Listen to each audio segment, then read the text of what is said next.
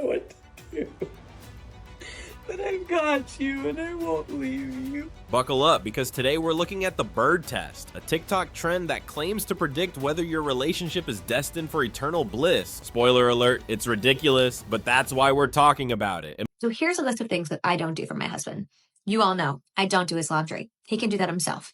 I do my laundry and we do the kids' laundry, but he does his own. Before we continue, I'd like to ask for a quick favor. If you're enjoying this content, please take a moment to like the video and subscribe to the channel. Over 98% of our viewers watch without subscribing, and while it's free for you, it makes a world of difference to us. Have you hit that subscribe button?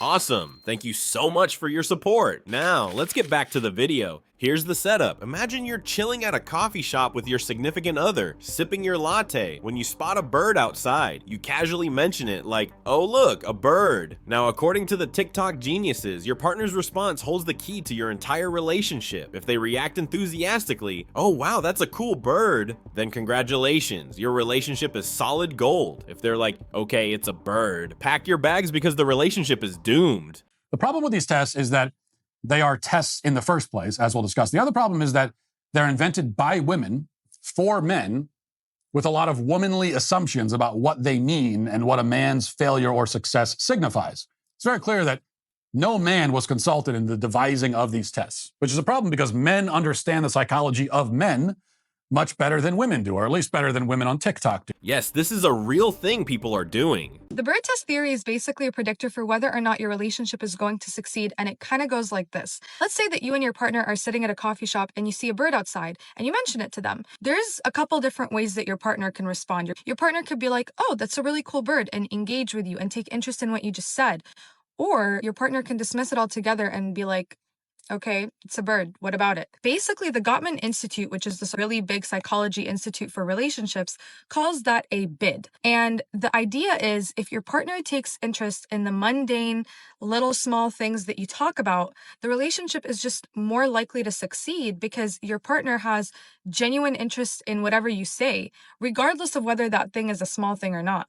On the flip side, if your partner kind of keeps ignoring your bids, that's kind of a sign that the relationship is going to fail because whether small or big, your partner is not giving attention to the things that you personally care about just for the sole reason that you care about it. TikTok creators are out here running these tests on their unsuspecting partners like they're in some kind of relationship Olympics. But here's the problem. Well, actually, there are several problems. Let's unpack this mess, shall we?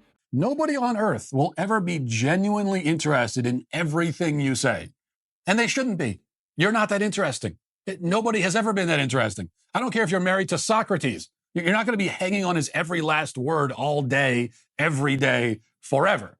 Now, I find my wife very interesting and intelligent, but if she came into the room and said, I just saw a bird, I would not be especially interested in that information. I just wouldn't be. Humans, even the most loving ones, don't have unlimited enthusiasm for small talk. Oh, you saw a bird? Cool. That's a reasonable response. It doesn't mean your partner hates you or secretly wishes they were dating someone else. It means they're a normal person who doesn't find birds particularly thrilling, and that's the real issue here. The bird test assumes that loving someone means being fascinated by their every thought. But here's the thing. If your husband passes that test, it either means that he's being extremely patronizing. Oh, you saw a bird, did you? Tell me about the bird. Or that he's an ornithologist. Maybe he just really is into birds. Who knows? Or maybe he sees the cell phone in your hand and he knows that you're filming him for a TikTok challenge. That could be the other reason why he responds. Real relationships aren't built on constant engagement with every minor observation. They're built on mutual respect, shared values, and yes, sometimes a willingness to humor each other. But wait, there's more TikTok insanity to discuss. Next up, we've got a viral video of a woman demonstrating her coping strategy. And let me tell you, it's a lot. I'm here. I'm here. And I know you're scared. I know you don't know what to do. But I've got you and I won't leave you. I love you and I'm so sorry that you're scared. But it's okay to feel. It's safe to feel. It's safe to cry. It's safe to move through it.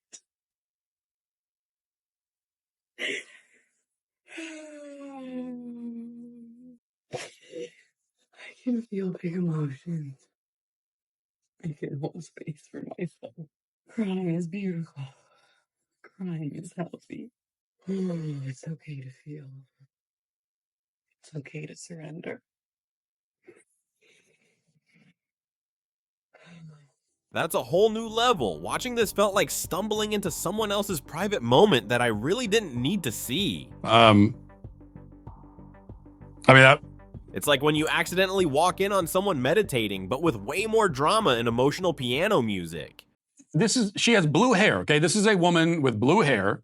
And that alone, even when we putting aside what she's doing in the video, that alone is a blaring, deafening alarm signaling that she probably had a terrible home life, almost certainly comes from a broken home.